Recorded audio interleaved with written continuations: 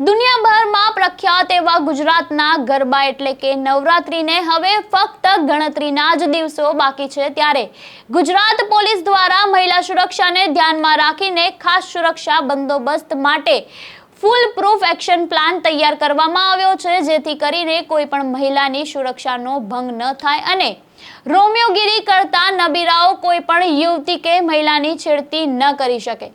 એ પ્રકારે party plot અને ગરબા ગ્રાઉન્ડમાં પાર્કિંગ અને આસપાસના ડાર્ક સ્પોટ પર લાઇટો લગાવવાની ફરજિયાત કરી છે, તેમજ સી ટીમ ટ્રેડિશનલ ડ્રેસમાં રોમિયોગીરી કરતા લોકો પર ચાંપતી નજર રાખશે, જેથી હવે નવરાત્રીમાં ટપોરીઓની ખેર નથી। ગુજરાતના 4 મેગા સિટીમાં 4000 થી વધારે સ્થળે ગરબા યોજાશે, ત્યારે પોલીસ પણ જરા પણ કાચું ના કપાય તે માટે સજ્જ જોવા મળી રહી છે। ત્યારે અમદાવાદ શહેરને ફાયર બ્રિગેડે જાહેર જનતાની સલામતીને ધ્યાનમાં રાખીને નવરાત્રીના આયોજકો માટે ખાસ ગાઈડલાઇન્સ બહાર પાડી છે અને નવરાત્રીના આયોજકોએ ઓનલાઈન અરજી કરવાની રહેશે। ત્યારે આપનું આ અંગે શું કહેવું છે, અમને કમેન્ટ બોક્સમાં આપના મંતવ્યો જરૂરથી જણાવજો।